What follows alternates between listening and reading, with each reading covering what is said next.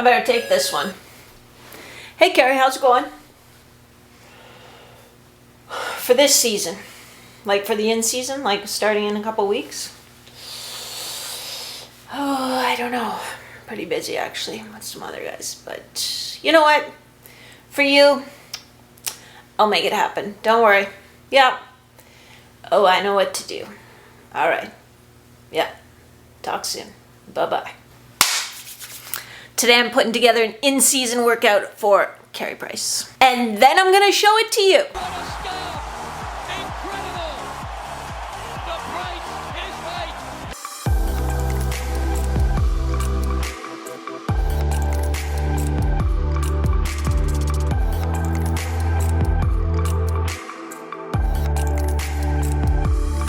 Welcome back to Goalie Training Pro TV.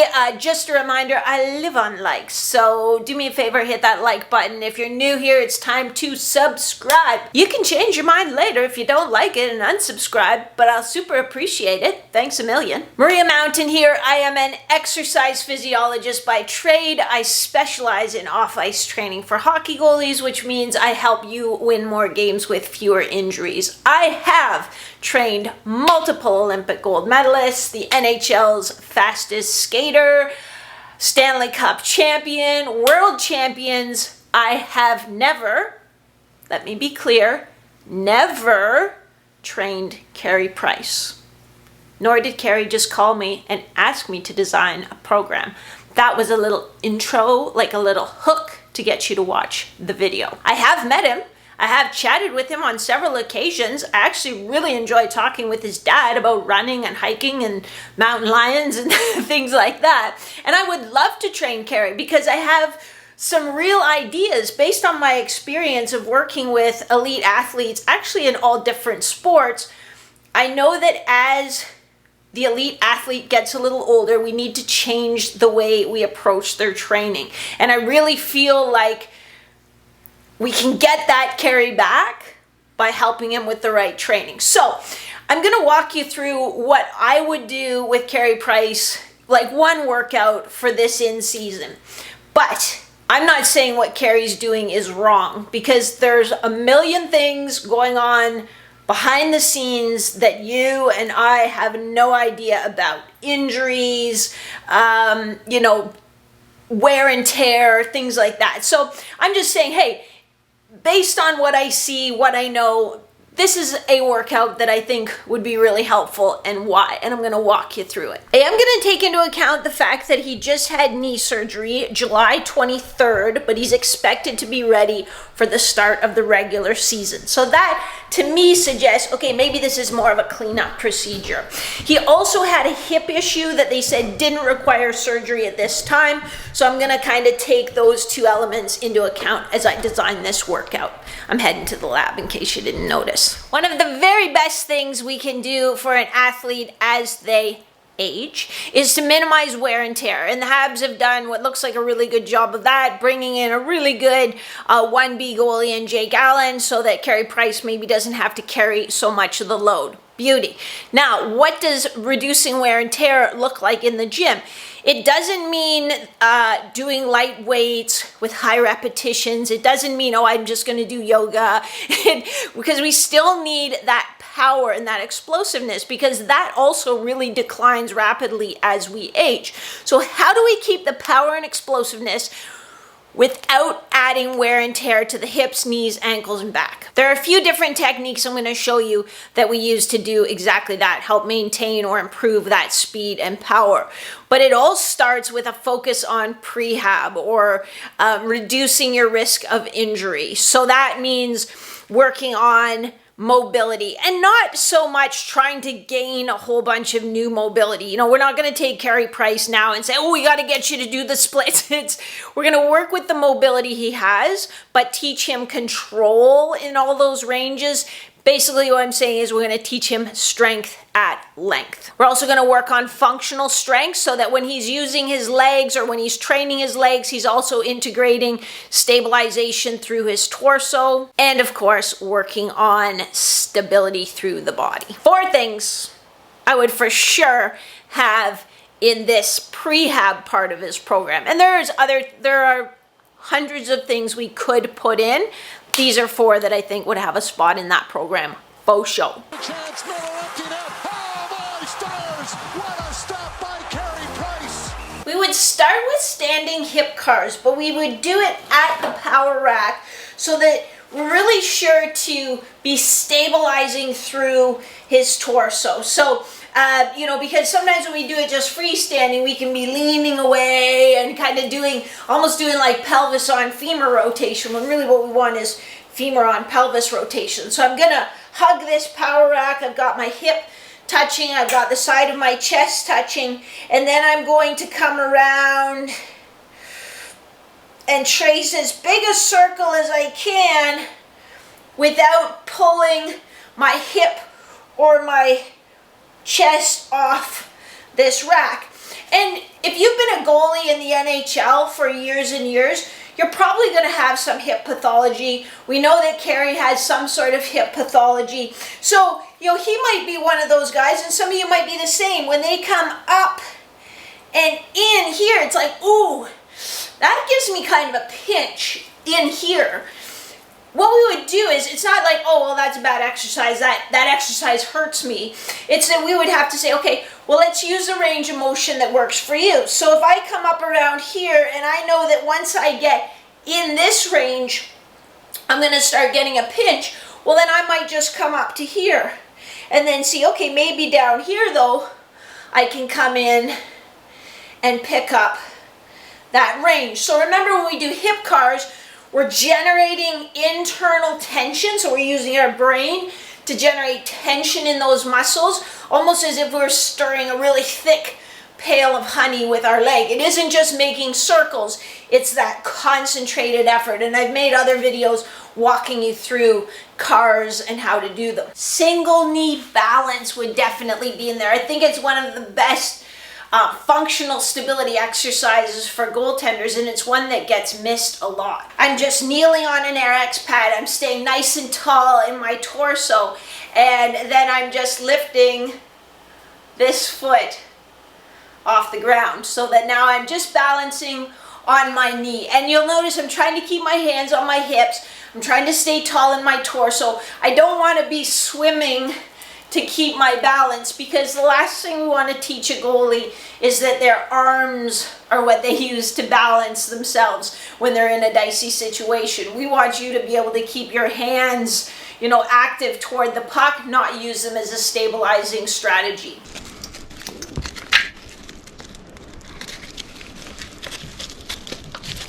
When the season gets rolling, there's a lot of lengthening load on the adductors on the groins. There's also a lot of pushing load on the outside of the hips. So we want to make sure that the adductors are staying strong enough, but not add a whole lot of overload to them. So one way we can do that is by working a bit, again, on functional strength, and strength that incorporates stability. And one exercise we use to do that is what I call a reverse crease push. I just have a bungee, a resistance band attached at my foot, so my foot is just through the loop. I'm staying tall. So again, here we can see this single knee balance and stabilization, because as I pull this foot up and in, I'm trying not to tap down. So I'm trying to keep that control, do that movement while I maintain the balance. If I wanted to get a little more strength, work a little more strength, then I would put my foot on a glider, keep my foot on the floor, and be in a little bit more stable base of support so that I could work more strength on the adductor, less stability. So there are 2 variations. I'll have to talk to Carey and see which one's going to work best. Is doing cartwheels on his back, and somehow he still gets a piece of... I mentioned right off the top how important strength at length was going to be, but I also mentioned, hey, we don't want to add a bunch of wear and tear. One of the easiest ways to build maximum strength, and I mean maximum strength, without adding a bunch of wear and tear is through the use of isometrics. So this is where our pails and rails fit in perfectly. I like this tall half-kneeling groin pails and rails to work again on that adductor strength. Gonna get as long as you can, or as long as Carey can, without overstretching. So this is a stretch, but it's a comfortable stretch. I'm gonna hold this for 60 seconds. Then what I'm gonna do is I'm gonna push my foot straight into the floor. So now I'm using my adductors. I'm almost like I'm trying to close my legs. And I'm gonna build that tension over 30 seconds. I'm gonna build up till almost max tension. Then after that 30 seconds, I'm gonna use the muscles on the outside of my hip to pull my knees apart to pull me deeper into the stretch. So I'm gonna use that antagonist muscle group and I'm gonna pull for 30 seconds. Then I'm gonna relax and I'm not gonna come out of the stretch. I'm just gonna stop pushing or pulling and relax and let those muscles take the stretch. I'm gonna use this exact same technique to help Carey get a wider butterfly flare or maintain the butterfly flare he has and have some strength in that position. So when he's trying to seal the post just with the tip of his toe and they're trying to shove the puck in at the post, he's going to be able to hold it and prevent that goal. If you're in the game-winning goalie formula, you're probably saying to yourself, but hey, we do that. That's in our program. That's because I don't just save my best stuff for Carey. I give it to you guys first. So this is a little pails and rails hip internal rotation. You're going to be at your half kneeling position, but I'm internally rotated. So my foot is touching the wall and I'm keeping my pelvis pointing straight ahead. So one thing that I see goalies I work with want to do initially before they've learned how to do it is they'll get way here in a really wide butterfly and their shoulders will point straight ahead and it looks like very impressive. But their pelvis is actually aimed over here because they don't have that much true hip internal rotation. So the way to find that is make your ASIS, your anterior superior iliac spines, make sure that they're pointing straight ahead. So that's my position. I'll hold for 60 seconds. Then I'm going to push this foot into the wall for 30 seconds. Then I'm going to try to pull it. I might be able to lift it off a teeny bit. If you're lifting it off like 2 or 3 or 4 inches, I'll tell you what you've just done. You've turned your pelvis. You're like, ah, yeah, I got it. No, you don't got it. So if you might get it off a little wee bit, you're going to build that for 30 seconds. Then your foot goes back on the wall. You can take up any slack you've created, but you're not going to crank on it. You just take up slack until you come back into tension, and then you'll hold that for another 30 seconds. I said I'd give you 4 prehab exercises. I went and gave you 5. Sorry. Can't help but over-deliver, but maybe since I over-delivered, now would be a great time to hit the like button. What do you say about that? Another thing we talked about was ding. Another thing we talked about was how to build that or keep or build that max strength, peak power, explosiveness without adding a bunch of wear and tear. And the answer is super simple. It is in overcoming isometrics. Again, if you're in the game-winning goalie formula or turning pro, you know all about these because we use them a ton in the late stages of your off season that we just wrapped up. But basically, an overcoming isometric is exerting maximal force against an immovable object. And what does that do? Well, it lets us exert maximal force. It also lets us tap into our high threshold motor units, which are our fast twitch motor units. So when our body produces power, we basically start, it's called the Henneman size principle. We start from the smallest motor units and work our way up to the bigger motor units as the threshold increases, which is great because that's why when we pick up our cup of coffee, we don't yank it off the table and send everything flying. We grade it so that we get just enough power that we need. But when we do overcoming isometrics, so instead of doing like cleans, like, okay, Carey, we're going to do cleans today. Okay, well now we have to worry about, are we going to cause injury to his back, to his hip, to his knees? There's a lot of moving parts when really we don't need him to be great at doing a barbell clean. We need him to be great at moving in the crease. So we can put him in these positions that are really specific to his movement patterns and produce maximum force and explosive power without doing a bunch of jumping or high impact exercises. So this is going to be one of the supersets for sure. I'm going to give him an overcoming isometric, then a concentric explosive drill, and then I'm going to give him an eccentric emphasis exercise. Let me show you what it looks like. This is an overcoming isometric half groin push, and we can adjust the range of motion based on whether we're trying to work inner range or outer range power. We're just going to go mid-range to start with. So what it looks like, it kind of looks funny because, so I've got a good immovable object, a concrete wall, and I want to stay tall in my torso. So I don't want to sort of hunch into it and come at it like I'm a football player trying to make a tackle. I want to stay up tall in my torso. But I'm going to hammer on my power once I'm used to it. You know, take your time to get used to it. But I'm going to hammer on my power like I'm trying to go from 0 to 100 as fast as I can. And I'm going to push as hard as I can, as fast as I can for 5 seconds. So this is what it looks like.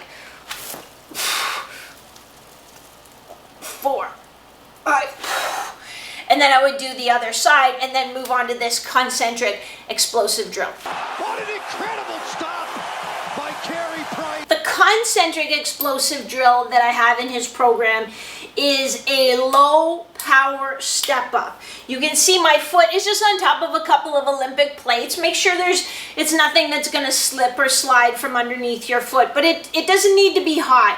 Sort of 4 to 6 inches is great. I want to put him in a little bit of that deficit so that we have to use those glutes in a bit of a lengthened position. Almost to a little bit over exaggerate the height of the blade on the ice. So from here, I'm getting over this leg and I'm just going to step up as fast as I can, as powerful as I can, staying over this leg. So I don't want to rock my body forward to initiate it. I just want to drive up, come back down. Drive up, come back down. And I'm going to do that as fast, as much power as I can manage. And I would start with just body weight. You can see I wasn't flying right off, the plates into the atmosphere.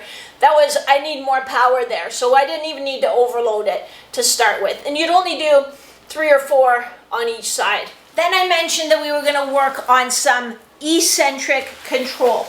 We're going to use a box. It doesn't have to be this high of a box. So this is right now a 20-inch box. Probably a 12-inch box would be a great place to start. I just don't have a 12-inch box. But we're going to start at the top, making sure this knee stays in good alignment. So not letting the knee cave in as we come down. Hinging at the hips, trying not to round my low back. Coming down till I just lightly tap. And then driving back up. So I'm going to do about 4 seconds down, lightly tap, and then drive back up, keeping all the load on this leg. Again, when you try it, you'll see, wow, actually that's pretty tricky. We don't need to add a whole lot of external weight to his body, to his joints, to get the benefit of the muscular benefit of these exercises. Another great option for building a little bit more speed and explosiveness would be to add some resistance band overload to some of the drills he already uses on the ice, just with a low volume, just to give him the feeling of something to drive against and something to stabilize against. I made a video about it here. You can see some of the drills. My apologies for Carey would make it look much better than I do. But as always, when I'm on the ice, I'm not trying to say like, oh, be like me, just do, skate just like me. I'm saying, hey, your coach is giving you some drills to work on, or if you're a coach, hey, these are some of the drills that you use, or here's how you could add some resistance to exercises and drills that you give your goalies to work a little bit more speed and stability. That's all. I'm interested to know how many of you have used overcoming isometrics in your training. And if you have, just drop in the comment below. Let me know if you have. Let me know what your experience was, what your results were like. As I mentioned, I've been using them a lot this off season in the game-winning goalie formula and the turning pro programs, and we've had really good results. But I'm always interested to hear what you found. So you know what to do. Drop in the comment below. And I know y'all want to know what you're going to give Carey for core training. What do you got? Give him like crunches or Russian twists? No, I'm not going to give him crunches or Russian twists. I probably haven't given any athlete crunches or Russian twists in over 10 years. I'll give you one exception that springs to mind, actually. There's a decathlete. His name's Damian Warner. I've trained him for years. He actually just won the gold medal in the Olympic decathlon. We give him a reverse crunch kind of technique, sort of a specific thing that helps him with his pole vault, because that is very specific to his sport. He's pretty much the only athlete I've given crunches to. If you want to know why we don't do crunches anymore, if you want to know how goalies actually get a strong core, I made a video about that. It's here. I'll put a link in the description for you too. The truth is, most of your core training should really come from your functional strength training. So where you're exerting force but having to stabilize your torso against a resistance. It might be a push, it might be a pull, it might be a rotation. But from that video that I gave you, I would definitely with Carey do the inline kneeling chop. So you can check out that video to see what that looks like. For upper body, it would definitely be a combination of bench press and pec flies. I'm just kidding. Here's what we do for upper body. In season, the Rotary Stabilization push-up would definitely have a place in this program. Basically, it is a regular push-up, but when you get to the top, you're going to brace with your abdominals, lift one hand, and stabilize. So you can't do any kind of rotation or anything to sort of counterbalance. You have to just hold your position, thus rotary stabilization. I guess I told a little fib, because there actually would definitely be a pec fly, but it would be this half groin pec fly. So my adductor is in a lengthened position. I'm gonna have to do some rotary stabilization through my torso. So I'm actually using my adductors, but also integrating my obliques to stabilize while I get just a nice upper body strength exercise.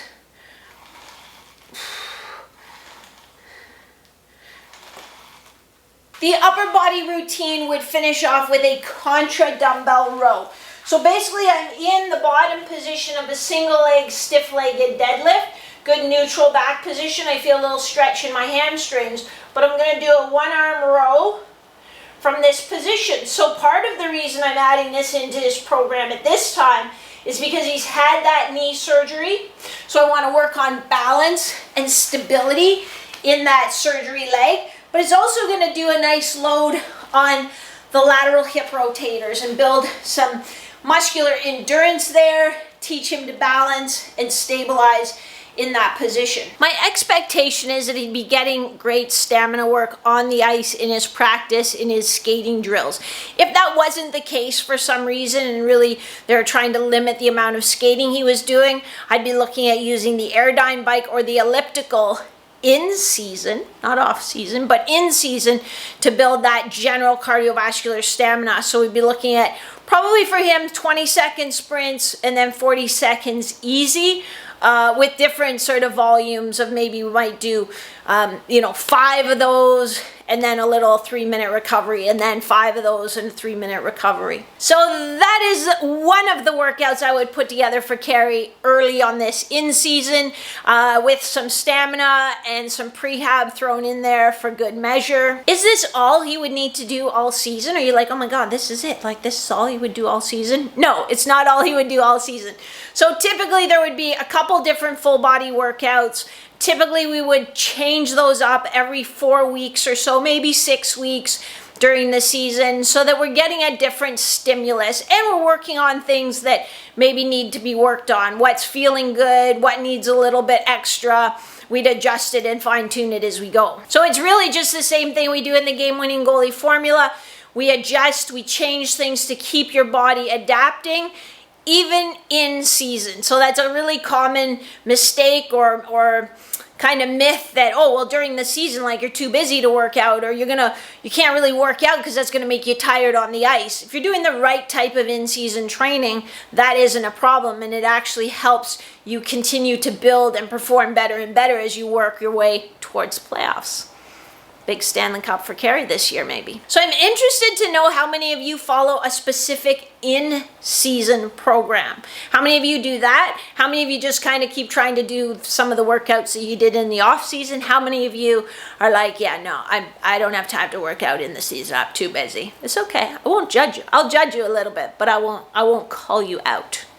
Maybe I'll call you out a little bit, actually. Or some of you probably just do your team workouts, which usually have pretty much nothing in it for a goalie. But let me know if that's what you do as well. I'm actually thinking of doing an in-season webinar, so kind of mapping out what your in-season training should look like, how many times a week you should work out, how long the workout should be, that kind of thing. So if that would be helpful to you, let me know in the comments. If enough of you say, yeah, baby, then I will make it happen. Your wish is my command. I have also dropped a link for the Butterfly Challenge in the description below. It is the free 14-day goalie mobility program that typically gives you a 2 to 4 inch wider butterfly flare in 2 weeks. And it really does. It works. And I'm going to give you another workout if you found this entertaining or helpful. Here's another workout that you should definitely check out.